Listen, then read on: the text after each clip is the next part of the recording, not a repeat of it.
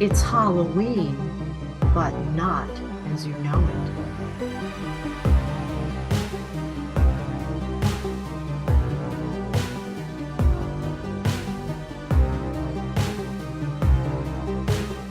The Hidden City.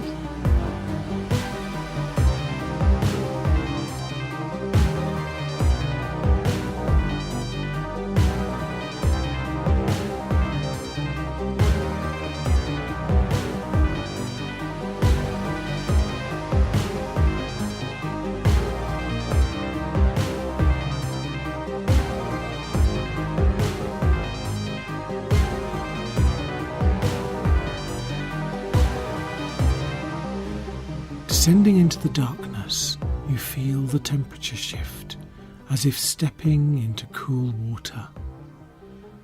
The darkness becomes all-pervading, as if this place has not simply an absence of light and heat, but a hunger to consume both from the air itself. Here the dark is not the shadowy gloom of an unlit hall, nor the black of a Stygian night. This obsidian shroud is, in effect, darker than a mere absence of light, as if clawing the radiance of past experience from your eyes, your mind and heart, leaving you unable to remember when you last saw the sun or even encountered a dim glow of light. It is beyond the veil of death.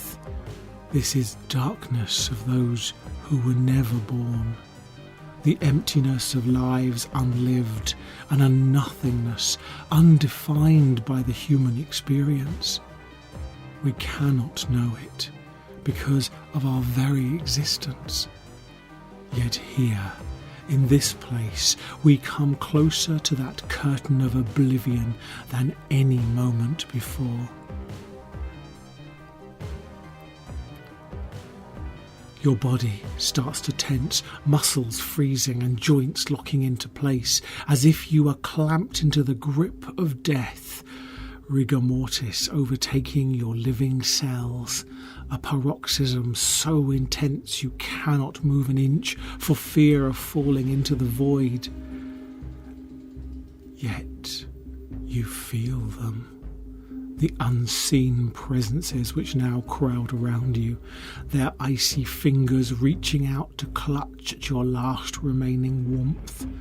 These thieves of light, the cut purses of life itself, crave what you have and they do not.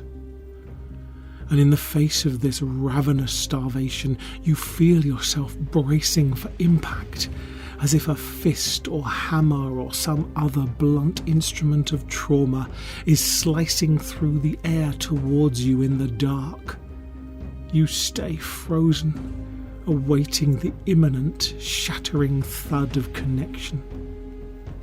Yet it never comes.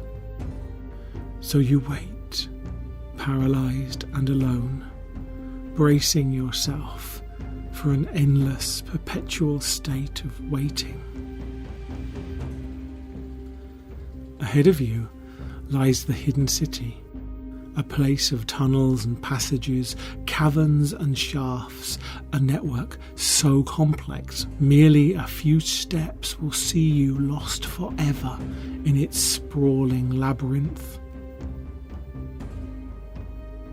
Here the dark is never too far away.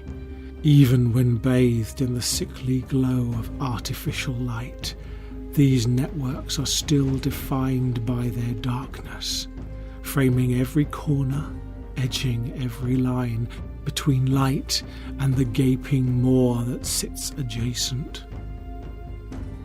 From the vaulted rooms and buried streets of old to the metros of modern cities, underground catacombs, sewers and hidden passages that sit just below the surface, so close, yet separated by a chasm that cannot be traversed. Those below clamouring to get out, those above unaware of the yearning directly beneath their feet. These intersections between the liminal space and the prison cell, the home of sickness and trauma and death, yet a journey and a destination. Trapped, yet free to wander. Lost, and yet knowing exactly where you are. A fly in the web, a bird in the cage, a lost soul clamouring for the light of day. Another unfortunate who now traverses the lonely pathways of the hidden city.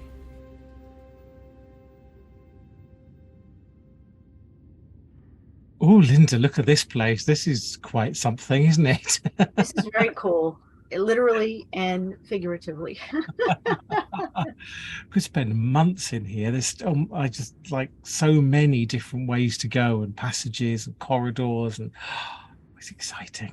Yes, it is. And I can't wait to embark on this journey. So I always find it remarkable in these sorts of places how this environment of many different directions and many different ways to go is so powerful in our lives, because the choices that we make here and the experiences that we have supernaturally in these sorts of environments very often reflect the choices that we make in our physical realities. And there are so many of these. We call them the hidden cities, but these can be the underground passages, the catacombs, the networks of liminal spaces underground. And there are so many different examples of this. So I can't wait to start exploring. It's going to be exciting. Me too. Me too. Let's go. Yay!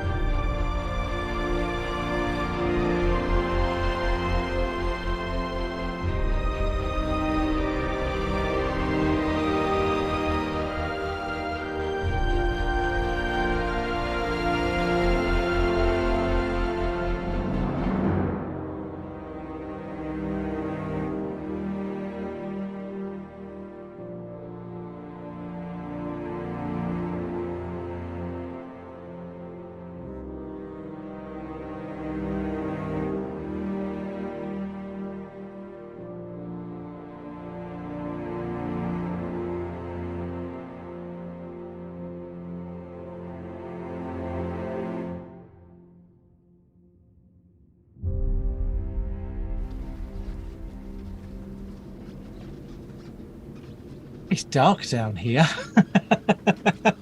Yes, and a little clammy feeling, I think. Is that just you? Oh, maybe. It's cool. It's a very cool feeling. It is, isn't it? It's lovely.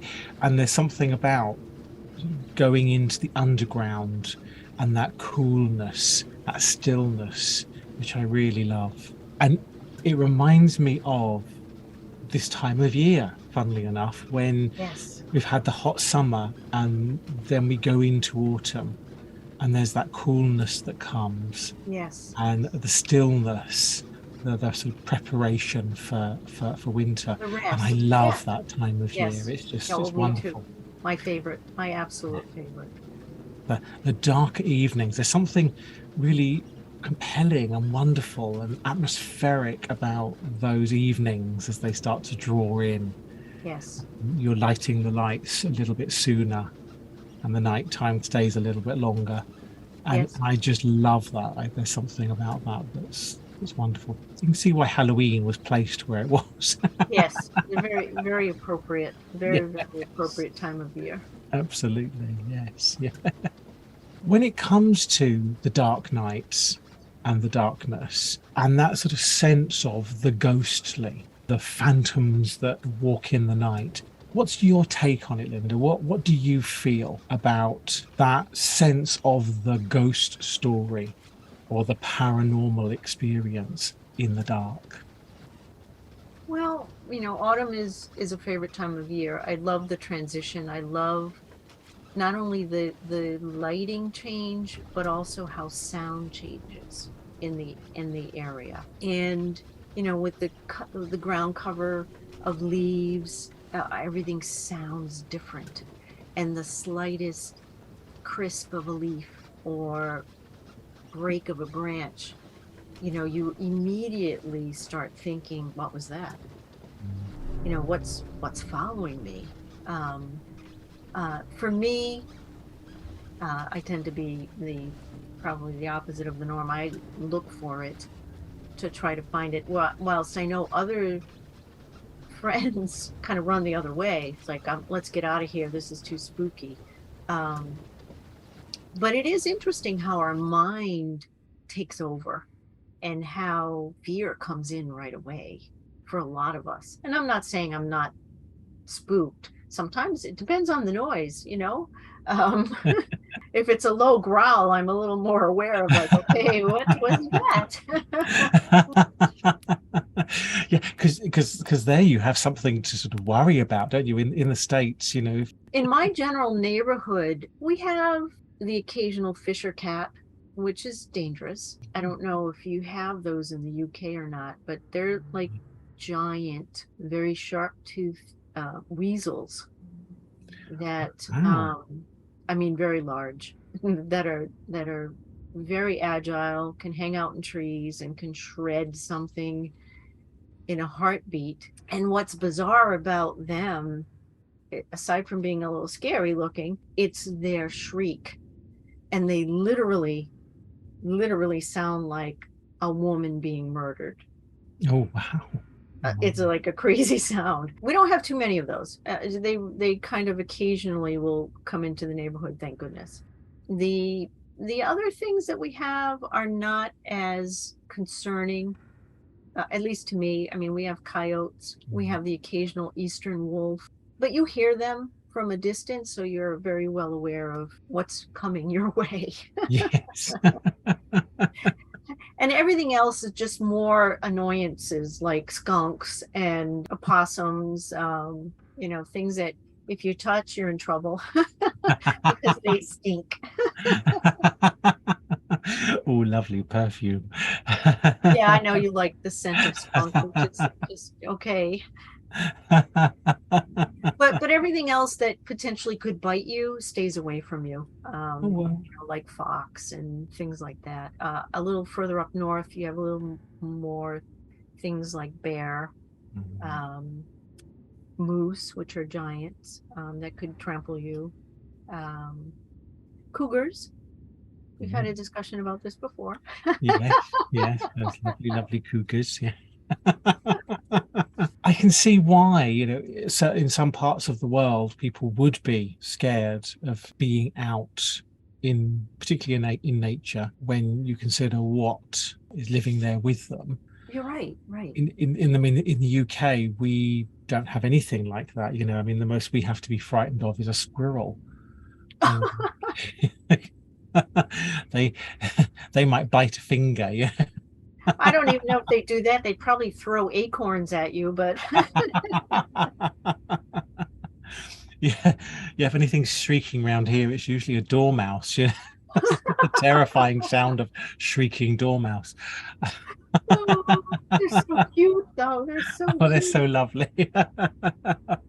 it's funny, isn't it, when I mean, so particularly here, when you go out for a walk in the woodland, there's nothing there that's non-human Right. that can really hurt you. And yet still in the dark, if you hear that twig crack, it Yes. does permeate the surface and goes down to those deeper levels where that fear comes from. It's interesting because fear of the dark stems from something very primal within us, a deep and visceral sense of threat that comes from the unknown, the unseen monster out there watching and waiting for its moment to strike, the beast, the man, the phantom. Some of our fears are caused by very real dangers, whereas others are more ethereal. And these days, our daily monsters come in the form of bills hidden Mhm. away in drawers, the problematic situation we know we need to face, the uh, undeserved scorn of angry, self entitled people, and our conscious or unconscious sense of inadequacy against the world, life, time. Yet real monsters still exist, the charlatan and the abuser, the cutpurse and the murderer, waiting and watching for us to wander haplessly into their lair. So the question is, are the monsters in this place real? Do those who stalk the never ending corridors of the hidden city have the power to hurt, to kill, and to distort our very sense of being? Very interesting point, because you think about all the conditioning we've experienced through our life, through stories, through interactions just as children, scaring the living bejeebus out of each other, um, through our own development of imagination, Mm. puts all this foundational stuff, so to speak, it in us. And then, as you say, we experience life situations that the child grows, and now those monsters and beasts and things that are frightening because we don't know how to deal with them become our sometimes our day-to-day things, like Yeah. the bills, or procrastinating, not wanting to do something because the fear of the unknown.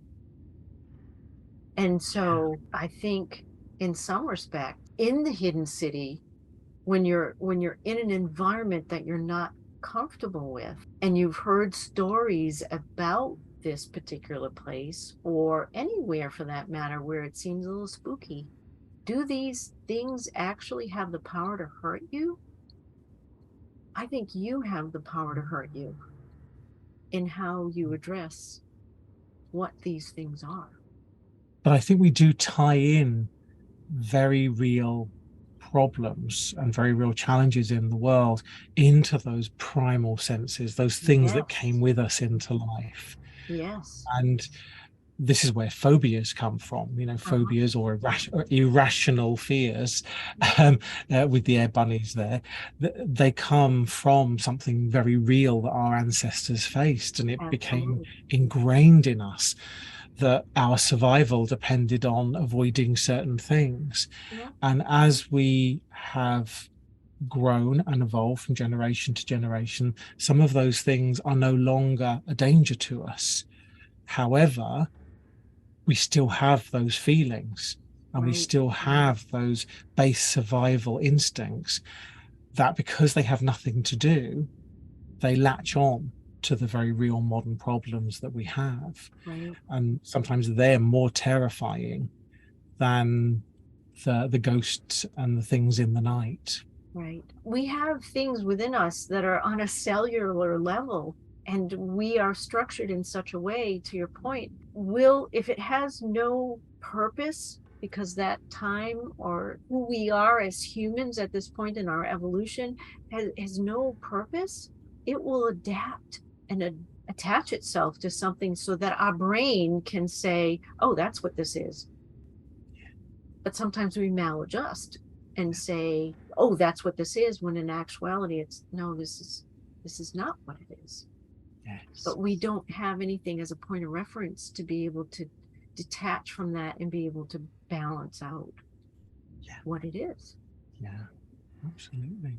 And this is what I find with places like this, the hidden city, where you can become lost in the adventure and all of the complicated twists and turns that are down here. It gives us permission. And I think permission is a really important word when it comes to the supernatural, the paranormal, because they give us permission to tap into things that we normally would suppress. Right. And it is being in those environments where that permission is granted and we can experience some of the things that we don't do in the everyday world. We stifle them, push them away, suppress them. And here they have carte blanche to just come out and throw a party. Yeah. And how you choose to interact in that party dictates how you feel about it all. Exactly. Yes, yes. And how you have this model of the world that has come with you from childhood, Yeah. and how you've modeled behavior based on your caregivers and the people around you when you were a child. Yeah. And you see people recreating the behavioral dynamics of their childhood in these environments, Yeah. where the entity, whatever that may be, becomes the child, and the adult in the room with air bunnies becomes the antagonist. They become the caregiver, or the adult, the parent, who is disciplining the child. And I've seen that so many times, where parental behaviors come out in people when communicating with a particular entity of some kind. That's Interesting. if they're not running screaming in the other direction, which is the other thing that you see quite a Yeah. lot. So are you referring to times when an adult, and Air Bunny's in that one too, takes on a combative approach to what they're experiencing, or provoking? Yes, absolutely. Yeah. And I've seen that happen a lot. It's a behavior which I find out of place in Yeah. those environments. It's not one that is anywhere near a sense of dignity or No. respect for the situation. But also, when we take this approach of whatever you're speaking to comes from some deep-seated place within, Yeah.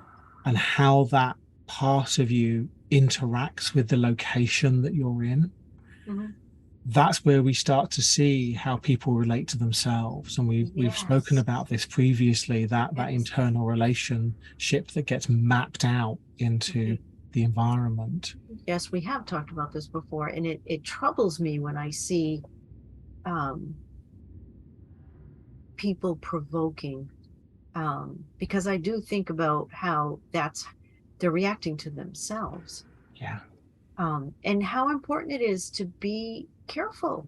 I mean, absolutely. because you're just going to manifest more of that kind of interaction Yeah, when that may not be the purpose.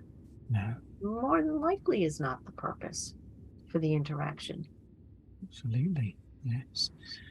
And it's very strange when you're in an environment where there is a known recorded entity.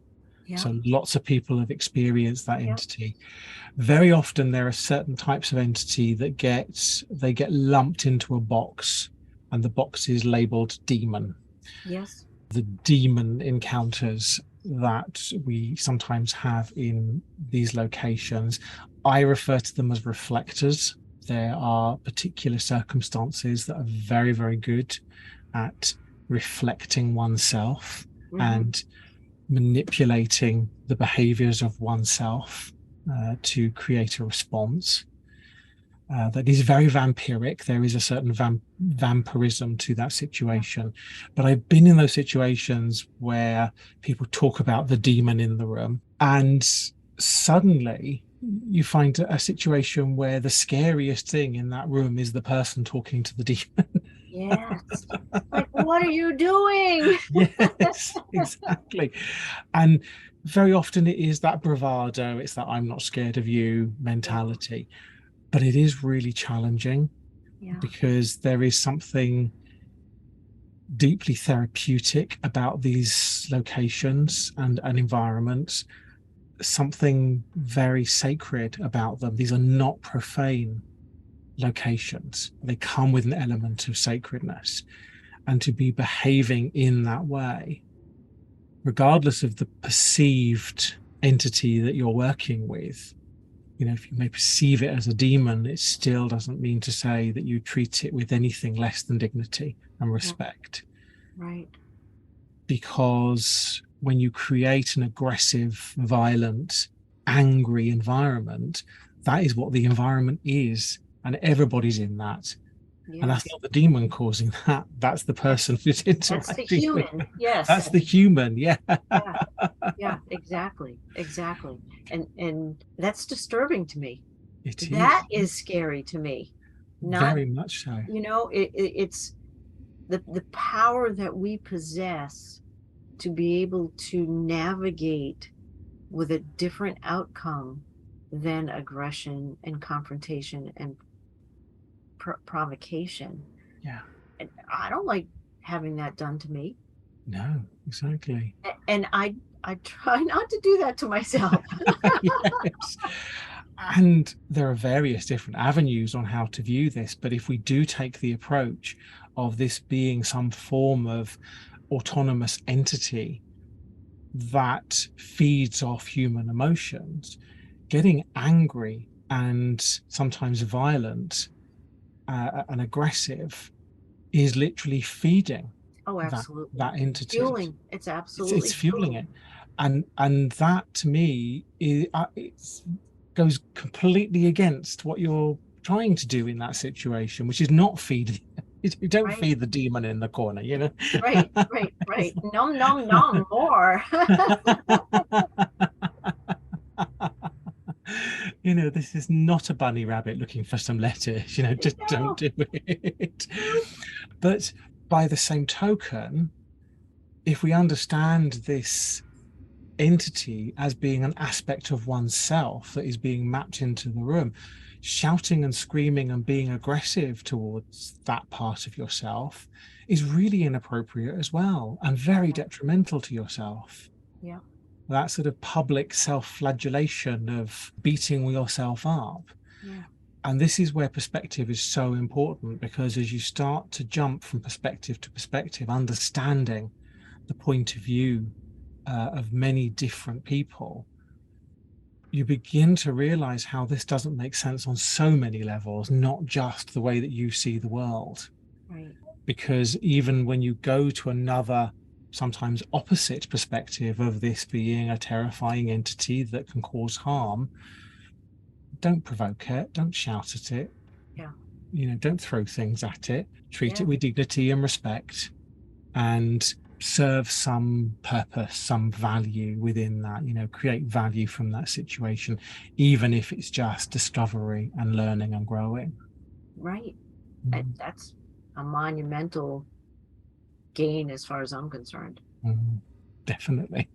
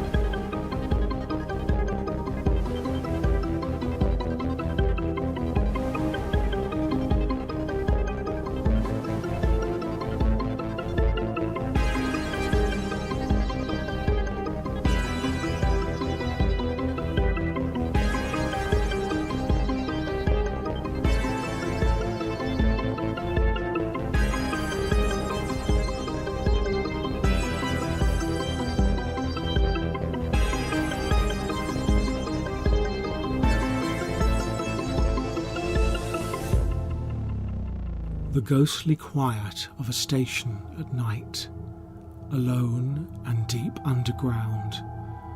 The only sound apart from your footsteps is a low grumble that seems to vibrate from every surface. This hum is just on the edge of hearing, like a subsonic vibration that saturates the background, clouding your senses and acting as precursor to the inevitable roar of an approaching train. Opening in 1863, the Tube was the world's first underground metro railway, and for over a century and a half it has soaked up the very essence of the city, the celebrations and the tragedies, the fall of an empire and the rise of technology. It has survived bombings, within wartime and not, sheltering those who need a safe place to ride out the night and a ride to the traveller who yearns to be home. The stations, each unique, are constantly bathed in the glow of electric light, which illuminates the winding passages and sweeping escalators from surface to some of the deepest tunnels in the city. Surrounded by coloured tiles and a multitude of signs, posters and flashing screens, one might be forgiven for thinking these are the places of the living. However, scratch just beyond the veil and the London Underground will reveal a whole other realm of being. In the dark corners and dimly lit areas of the stations, when the hordes of people have left the platforms bare and the corridors but empty vessels, you begin to sense the presence of others. This hidden city, deep underground, takes us on a journey back through time, to a past stained with blood and sorrow and pain. From the ancient plague pits unearthed during the excavation of the tunnels to the tragic air raid accidents during the Blitz of World War II, the crashes and the suicides, from construction disasters and fires and those who simply turned the wrong corner at the wrong time, to the more commonplace incidences of a traveller who will never make it home, finding their last moments of life on the cold, hard surface of a platform or humid heat of a train. And then there are those who are not of the living, those who inhabit these depths of the earth and are less familiar in their perspective and interactions. Some might even say this city has its own sense of awareness, an atmosphere, a knowing, some overarching sentinel that embodies the spirit and soul of this place. For so many in the crowd, the millions of commuters who would rather be anywhere else, the holiday makers trying to navigate the complexity of the network, or the traveller weary, alone, excited, nervous, anxious or asleep, they remain unaware of what they are bathed in. This immersion into the subtle and ever watchful. These journey folk who simply want to go from A to B, they remain oblivious to the yearning all around. But look a little deeper, beyond the surface, a little further into the blackness of a tunnel, a little ways beyond the cast of the light, and you will see them, watching, waiting for a train that never comes, and a destination never reached.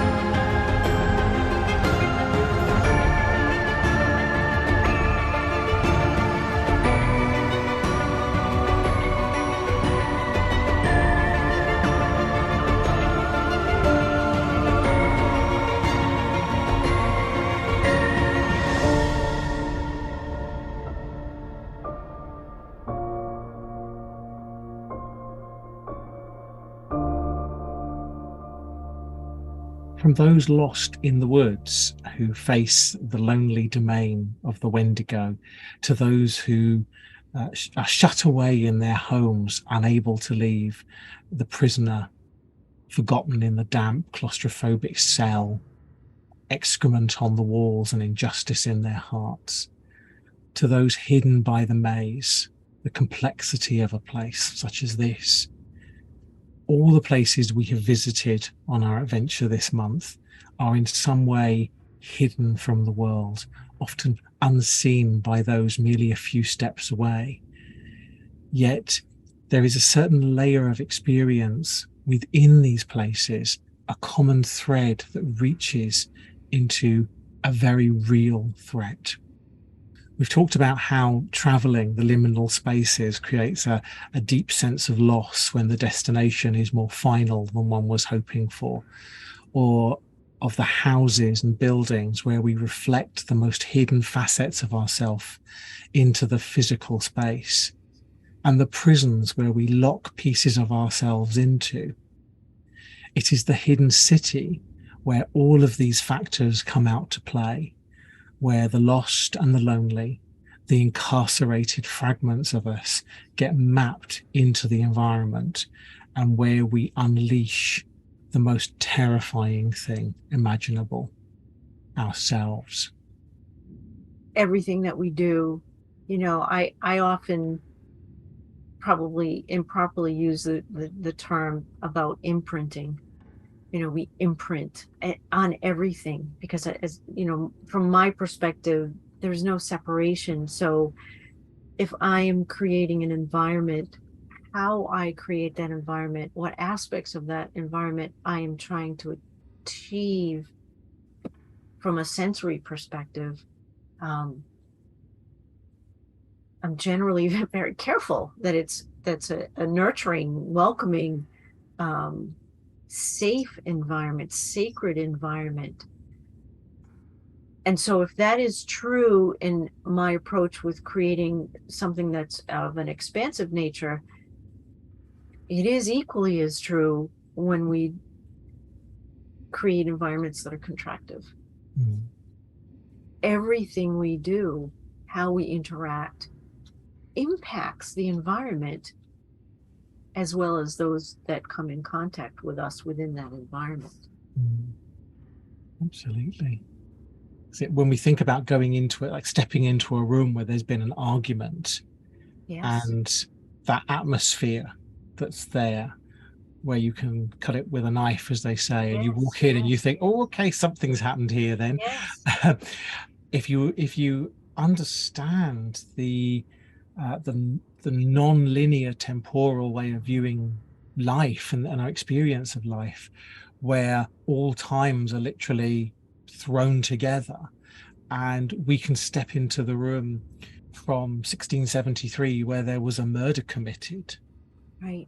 and connect into that atmosphere, because we're not seeing it temporally, we're seeing it as the experience of what is happening in that moment, at that moment. Right. We can experience these things that can't be seen or touched, but we just know. And that is very much that imprinting that you talk about, how we imprint onto an environment in more traditional terms, in a Viridian sense. That is actually happening, and we're just connecting into it because it's the loudest thing in the room. Right. And particularly if you're very sensitive to that and empathic to the emotions of others around you, it's very likely that you'll pick up on that and observe it. Right. Right. When those individuals who do visit places like the hidden city, it's their inner self crying out to allow themselves to feel.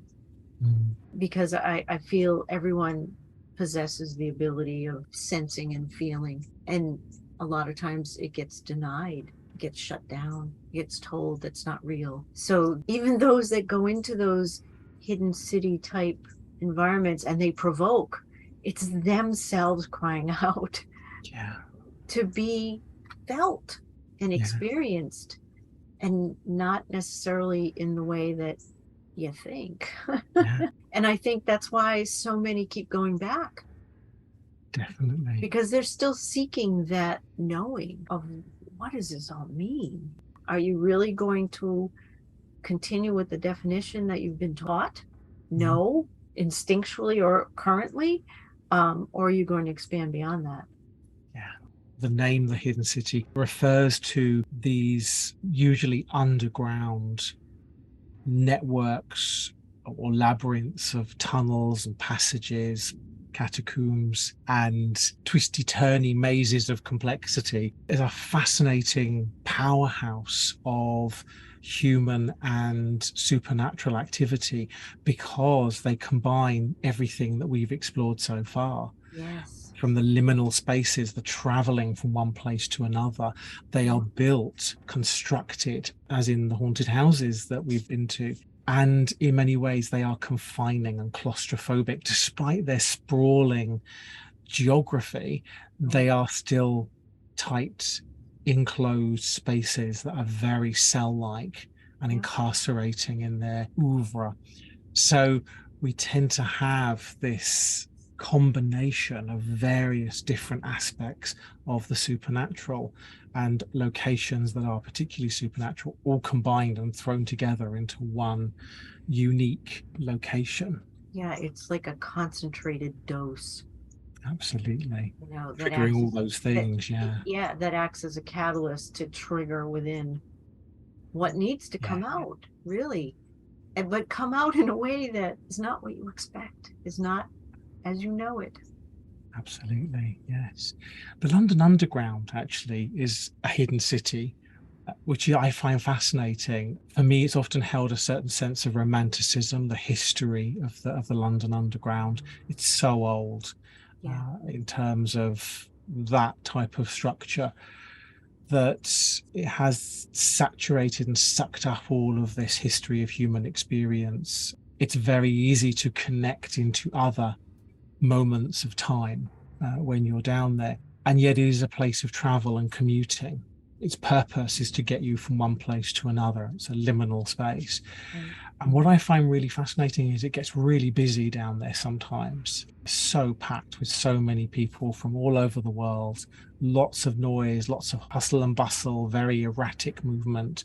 And yet, if you shift your perspective away from that and connect into another moment in another time frame, suddenly you have a very different experience, one that is very supernatural, very Yeah. paranormal in its experience. And for me, the London Underground is one of the most paranormal places you could ever wish to go because of all of the experiences to be had there beyond what you see right in front of you. Yeah, beyond what is now. Mm, Yeah. Yeah. yeah. I imagine the New York subway is very much like that too. I've been to New York several times, but I think we've always driven and never needed to use the subway.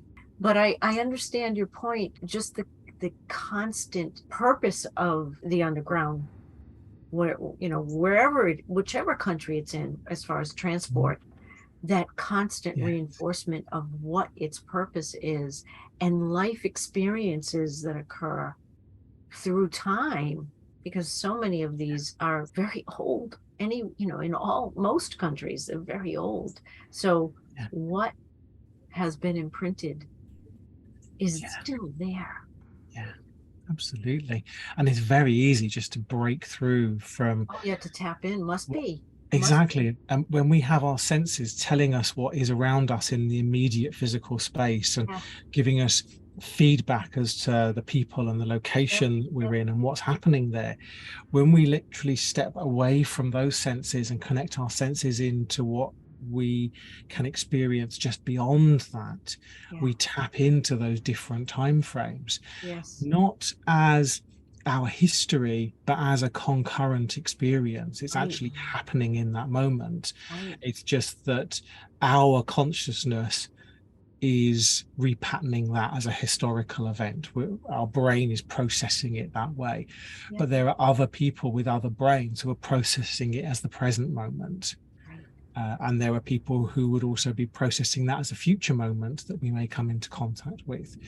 So all of these temporal processing things that are happening at any one time can be accessed.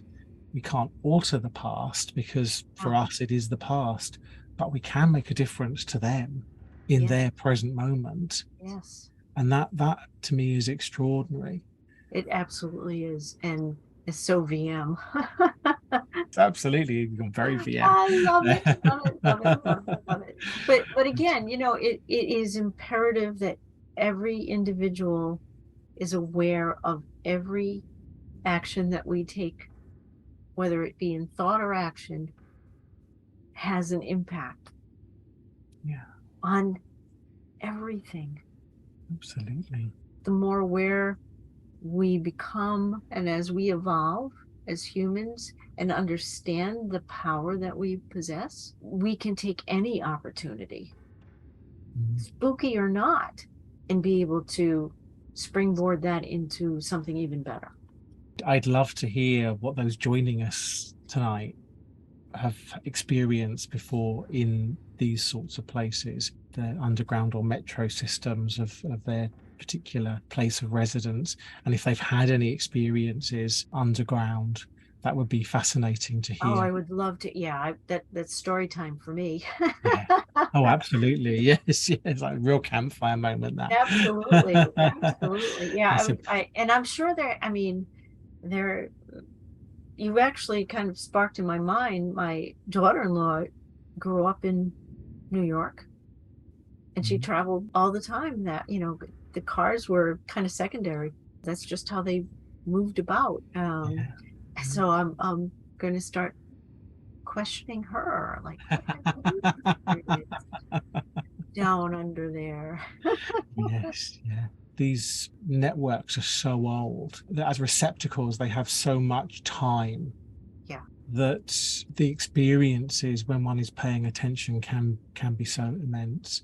And that I think if anyone who's with us tonight, joining us, if they want to let us know about their experiences, please do, because that would be Yes, really please fascinating. comment. Would love to hear. Yeah. Particularly the Clockwork Orange in Glasgow, because I love that. It's like a little toy train, goes in a circle around Glasgow, and it's the most delightful little railway ever and full of history. It's very old as well, but really, really lovely. Okay, I'm packing my bags. I'm going. Yes, I'm sure there are very many unusual experiences to be had on the Clockwork Orange, both supernatural and physical. Very cool. I don't know. Should I be afraid? It's very Glaswegian. Okay. But my absolute favorite, I do love the Clockwork Orange. It's so lovely. It's a cute name. Yeah, I think that's its slang term. It's like the tube. When we call the underground the tube, they call their metro system the Clockwork Orange. Oh, okay. It's still cute. Very cute. It's lovely.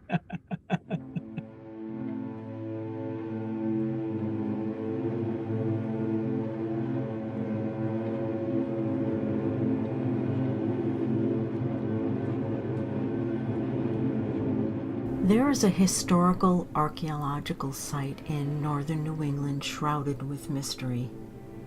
This site has many unconfirmed claims of origin. A 4,000-year-old megalithic astronomical complex built by Native Americans, a lost monastery of a migrant group of Irish monks chased to sanctuary by Vikings, the creation by ancient Middle Eastern peoples, or by scientific groups who have studied the area through the excavation of the site, believe it to be the misinterpreted work of 18th and 19th century farmers. But no one really knows for sure. I first visited this place in my younger years when it was known as a simple roadside attraction dubbed Mystery Hill. It's in a heavily wooded area of Salem, New Hampshire, surrounded by outcroppings of granite. The name alone caught my attention, and I wanted to investigate further. The sign posted at the entrance of the site states, America's Stonehenge, located near the summit of Mystery Hill, is a massive complex of stone chambers, walls, and large standing stones. The placement of these standing stones are astronomically oriented, accurately plotting many solar and lunar events and many ancient holidays. Looking around the area, you can find stones and monoliths perfectly aligning to these astronomical events, and you can witness them firsthand yourself.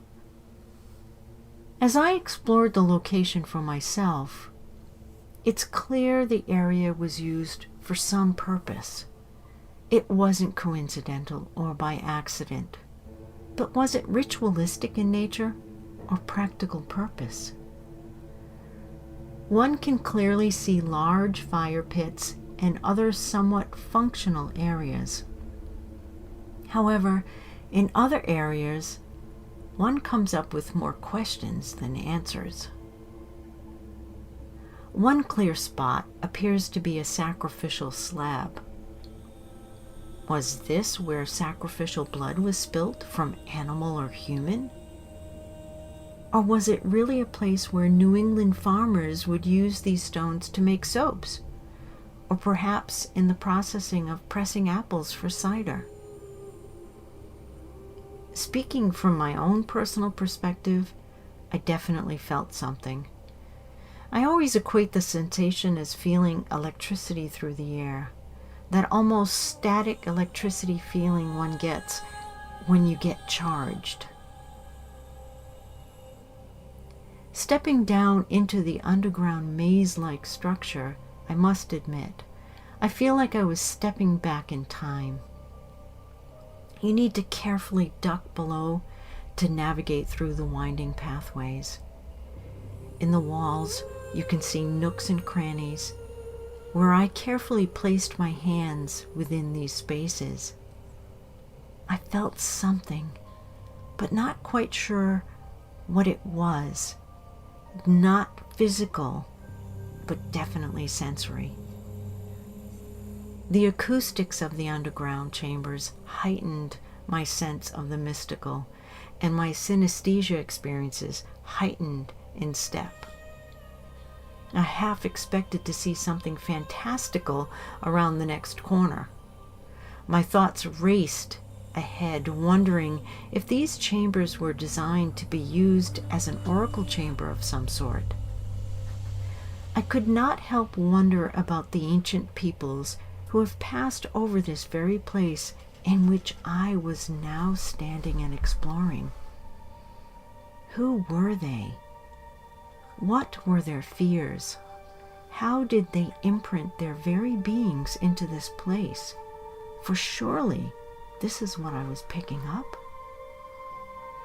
How our minds can spin tales of the fantastical to the real and blur the lines between the two. Locals neighboring the location have heard and seen strange sights and sounds. Another rumor is told warning anyone taking stones from the site will quickly return them, for the stones are claimed to turn into giant shapeshifters. Visitors who are sensitive feel the presence of many spirits. But who are they? Phoenicians? Irish monks? Native Americans? Celts? Norsemen? Or someone, or perhaps something else. Nestled in these woods, where this collection of stone structures dubbed America's Stonehenge will probably forever remain a puzzle. Would you investigate this place on a cold autumn's night?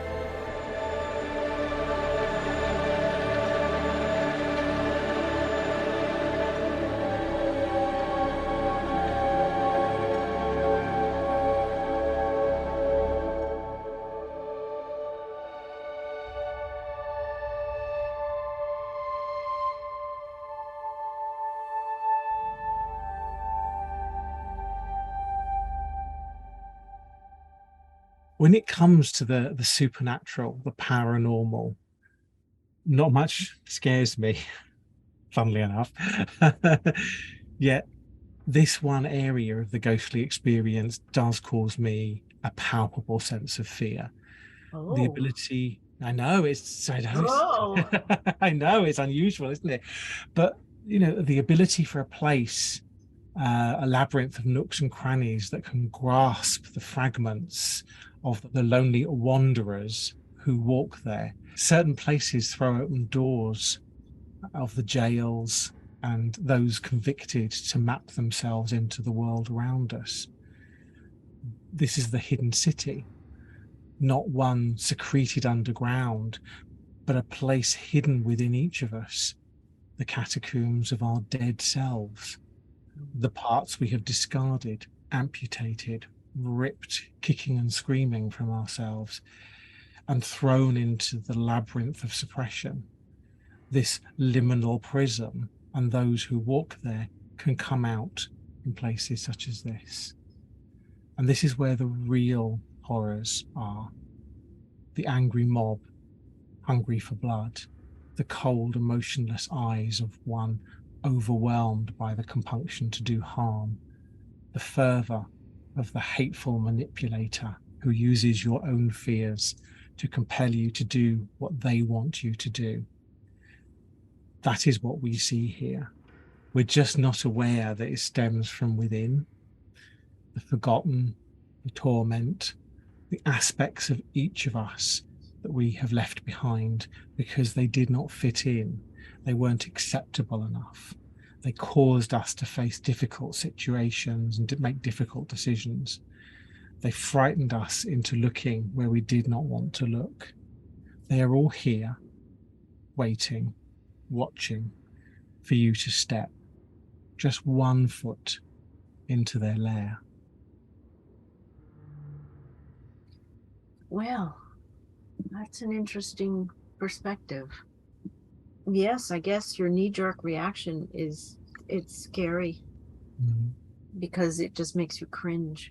And yet I've learned over time, and I know I'm going to continue learning, to have compassion towards those very things because we're not separate. No. And that is part of the whole. Absolutely, yes. Yeah. I'm not saying it's easy, but I think rather than cringe, at least this is me personally, rather than stay in that cringe mode, because that truly is what I felt when you were talking. It was like, oh, I feel that one. We can't just stay there. You can't just get imprisoned in that. No. And it's important to take yes, one step into the lair is dangerous because you could get sucked in, but you also need to understand how to step to make it shift. And that may just be in the form of compassion, and not saying it just to make light of it, but compassion is huge. If you can shift from the cringe and the scare and the fear to a viewpoint of compassion, it changes the dynamics completely. Doesn't remove it, keeps it there, and it's still potentially the next time you cross its path is going to make you cringe again. But it's that constant reinforcement of, okay, what do I do with this? Yeah, absolutely. I think the thing that I find scary is not anything necessarily to do with the location. It's not a ghostly or paranormal thing. It is a very human thing. Yes.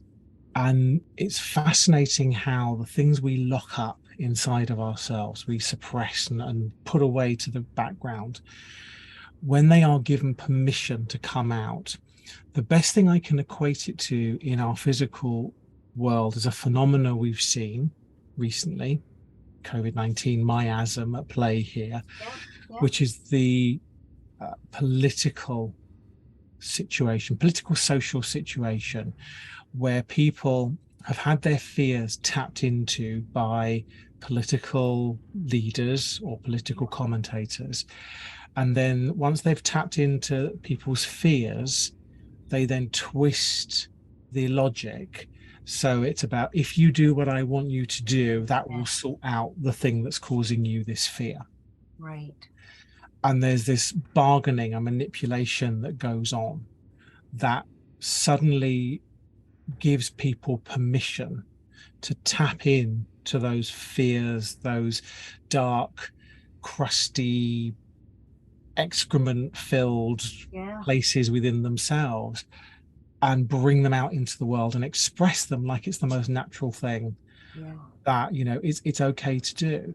So when you see, for example, what's known as the sort of Karen phenomena, of people who literally are screaming and shouting about the slightest little thing that happens, you see people tapping into this primal part of themselves, this angry, rageful, hateful part of human nature, and just expressing it like they are entitled to, because it is their human right, their constitutional right to do so.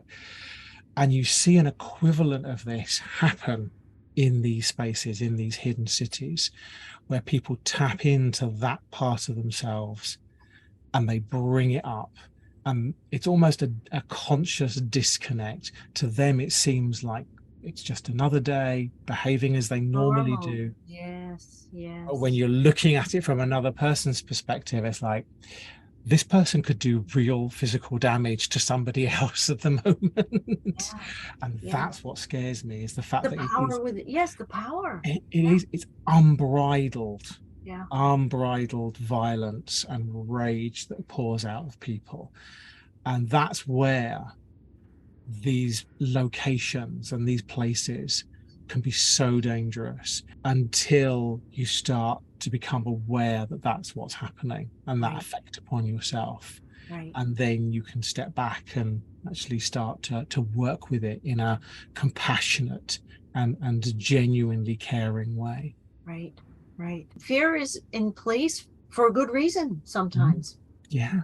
You know, it makes you stop. It makes you say, what's going on here? Whatever the situation may be. So I won't say that I'm never afraid like you. There's not much that really makes me jump. It's all right, universe. You don't really have to test that out. Oh, Linda. That's okay. It's a very bold statement you're making there. I know, it's okay. There are plenty of circumstances in my life that make me stop in my tracks and have that anxious, let's call it fear moment, where you're like, whoa, what the heck is, what's going on? They're not fun. They're not pleasant. They certainly sometimes last a little bit longer than I care for. but it's opportunity. Everything is an opportunity for transition, transformation into something beyond. You know, I don't want to say better, because what's better? You know, what's bad? What's better? It's just more about expanding the experience in an expansive way, not contractive. So you can define whatever that means to you as an individual. And maybe that's part of why both of us don't have the same fear levels as the average, normal, whatever the heck that means. Because we know it's opportunity for change. It's opportunity for transformation. Whatever it is. Absolutely. You know, make it an adventure. It's very much this third path of fear. The normal, if we'll use that word, the normal response in these sorts of situations is screaming, panic attacks, just wanting to be out, feeling sick, feeling claustrophobic, just wanting to run. Yeah. and to get away from that. I've seen that so many times in these sorts of situations where people just don't want to be there. Yeah, no, I'm out of um here. Yeah. yeah, and then you have the other side, which is the more proactive, either aggression, Yeah. violent attitude, or giggling, and making light of. Some Yeah. people turn the fear into a laugh fest, and start laughing about it. There's a middle ground when you approach these places with compassion, Yeah. and that is the mission to change, the mission to create some form of transformation and transformative value Yeah. for anyone who's connected to that location, Right. in whatever time frame we perceive them to be. And I think this is really important, that third way of fear, taking the fear and using it to power compassion, Yeah. to drive a care and a need to help. I think that is where the real power is, Yeah. and where we really sort of come alive in these situations. Absolutely. I think it's, energy is energy is energy. Mm-hmm. What you do with it, how what you plug it in, what you plug into it, the outcome responds accordingly. And sometimes you can do the complete opposite of what you think this entity is portraying, and literally flip a switch on it and allowing it to source a positive outcome. That's power. If you want to feel good, do that. If you want to feel like you're moving in a direction that is beneficial, either for yourself, but it's never just for yourself. It's always for all. Always take that stance of, okay, here's something contractive. What am I going to do with it? Yeah. And let's see what I can do with it. Definitely. And that's not to say that, it's going to be something monumental and the whole world's going to flip and be wonderful, but it's the little steps that make a difference.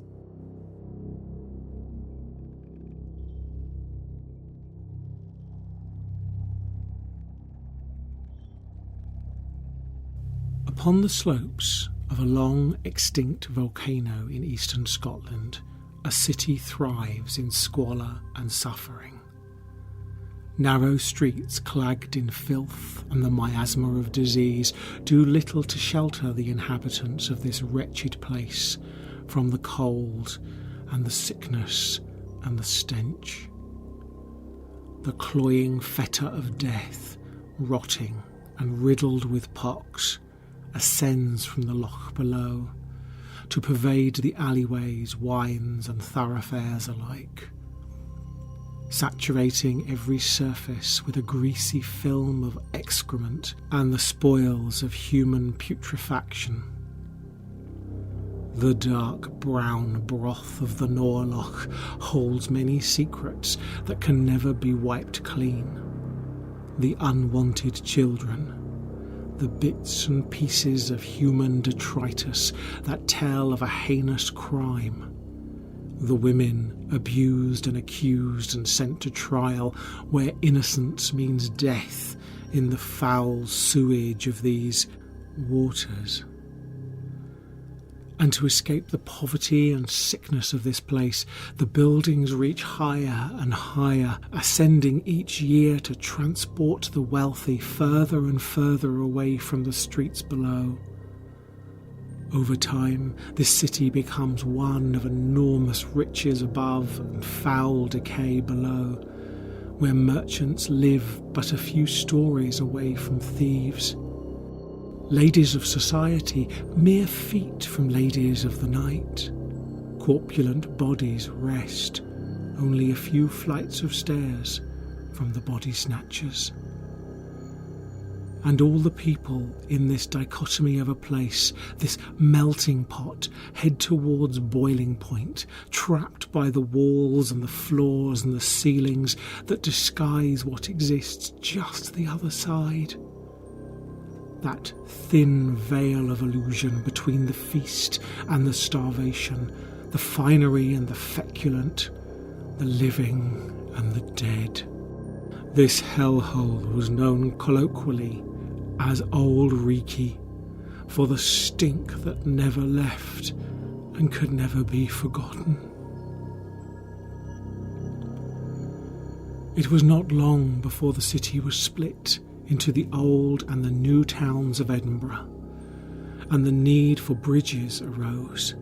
Fine, wide bridges to transport the wealthy from the city without the need to descend into the valleys and troughs of the old town.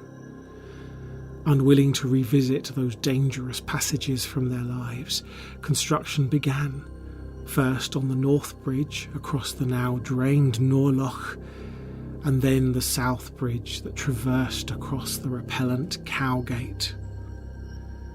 The archers of the South created vaults which became workshops, storage areas and business establishments, until the lack of waterproofing and abundance of rainwater drove out the legitimate businesses whilst welcoming in the illicit trades, offering a hidden, secretive place to conduct all manner of nefarious intent, where murderer preyed on the unfortunate transient who merely wanted a place to sleep, where illegal substances lie in storage next to corpses. Families slept tightly packed into claustrophobic cells, while prostitutes slept with their clients under the arches of massive vaults.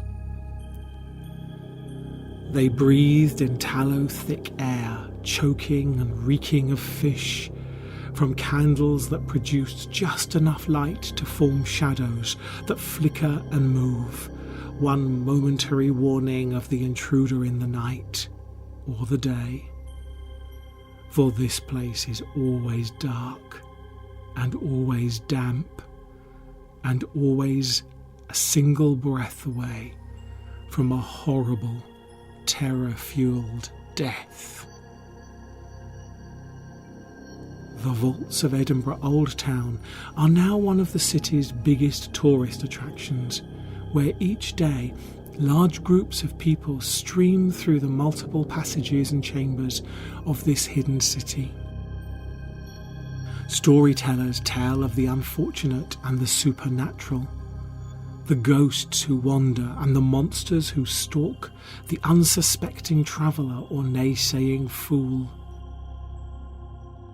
It was here I hosted an event that turned out to be one of my personally most fear-inducing, not because of the ghosts, but down to the people who joined me on the paranormal event. A small band of psychics in training, those learning their craft, honing their skills, and eager to experience the wonders this very active location promised to reveal. The interactions came sudden and in abundance, as expected. We encountered all manner of entity, and the experiences deepened each person's connection between themselves, the past, their heritage, and this archaic place. Each moment they revealed themselves through their communication. Who connected to who? What were those connections? And how could we gain insight into ourselves through them? Yet there was one entity who had yet to make themselves known. To some, he is known as the Watcher. Many others know him as Mr. Boots. I see that particular being, for want of a better word, not as the long-dead spectre of a murderer, nor the soul-corrupting malevolence of a demon. These explanations do not fit for me, or with me.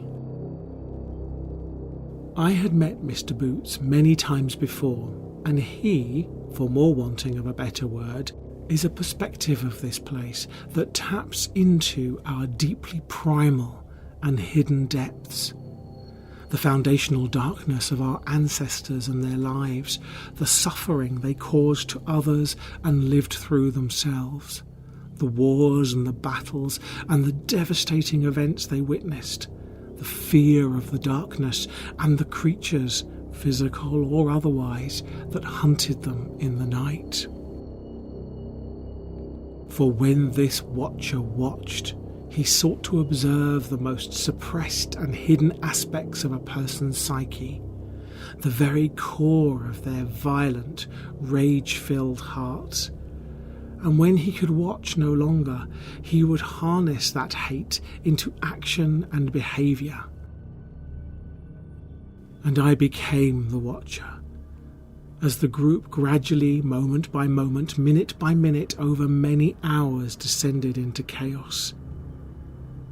It was both awe-inspiring and terrifying to behold, yet I could not stop watching. I, who was so unafraid, so unswayed by the mysteries of the darkness. I, resolute in my own abilities and confident when faced with the unknown. I, who never believed a simple, albeit pernicious, superstition to be true, or romanticised Victorian fiction to be an adequate explanation for the complexity of our human experience, of the world and of life, and in some cases, death.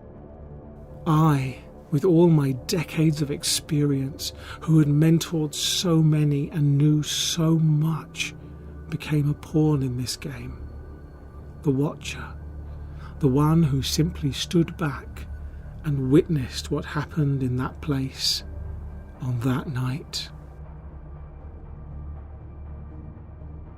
For the real horror of this tale is not the story of Mr. Boots, the, some might say, indifferent, others would affirm evil creature that stalked these vaults.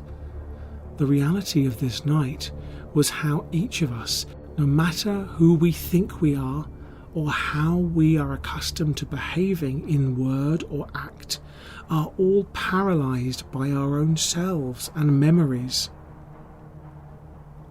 Our pasts are what haunt us, and we are merely a sum of that heritage, that legacy. Unaware of how I was playing a part in this strange litany of events, I watched and I did not act or intervene. I let it unfold before me. I was the watcher, and I watched as the group revelled in their darkness, in the valleys and troughs of their own primal natures. It was not until I came to the realization that I was as much of this group dynamic as everybody else. I had been just as connected in my state of disconnection, unable to distinguish between my understanding of me and the me I was on that night. This lesson became one of my greatest hauntings. For who are we? Who am I? Who are you? Do you know who you are? Truly, deeply are. From single cell aeons ago to now, this illusory moment you fool yourself into believing is the present, the real world, the truth of yourself and your life. If for a moment you believe you know who you are and find it easy to dismiss the words of one who tells you you are not who you think you are, then you are not. For there are those out there, in the dark, in the hidden, in the comfortable cloak of night, those who hate and who hurt and who lie. And there are those who watch. I, you, we all take part in this merry dance without even knowing, without the glint or notion that we are not who we think we are. We hurt each other, we hate each other, we take glee in the downfall of our enemy, and we twist the knife when it feels pleasurable to do that.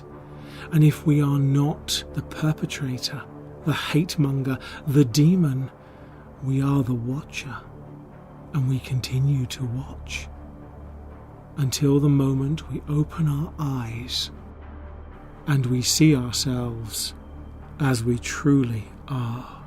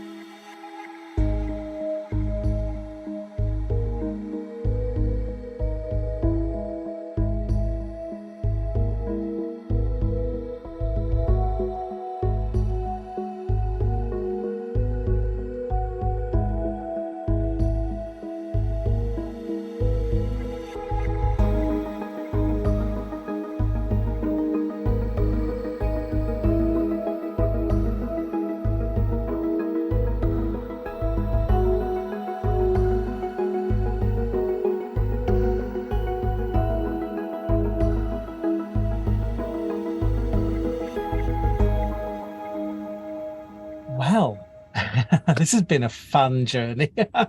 Has been. I just don't want to leave. I know. Well, there's so much to explore. I wonder if we should just continue onwards. There's a lovely corridor over there that's calling to me. I think we should just walk off down there and maybe. I'm game. Yeah. So we'll go off and we'll leave everybody here, and we'll come back and find you later, maybe in a few months. Well, you may be here, but then again, you may have boogied out, and that's okay. You know where it is. Yes, exactly. Yes.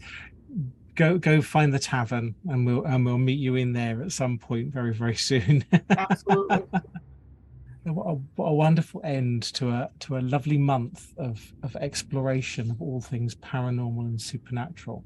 Yes. All things, but a lot of things. A lot of things, and it's never ending. Yeah. So I'm sure we'll be having discussions more along these lines as time goes on. Oh, absolutely. Yes. How exciting. Right, come on then. Arm in arm. Let's go off down. Let's go down this corridor. Let's go. It's dark. I think I can hear way. someone screaming. Let's go that way. Let's go that way. Fantastic. Okay, everyone. Well, see you soon. It's been lovely sharing these adventures with you. And until next time that we meet again, be enchanted. Enchanted.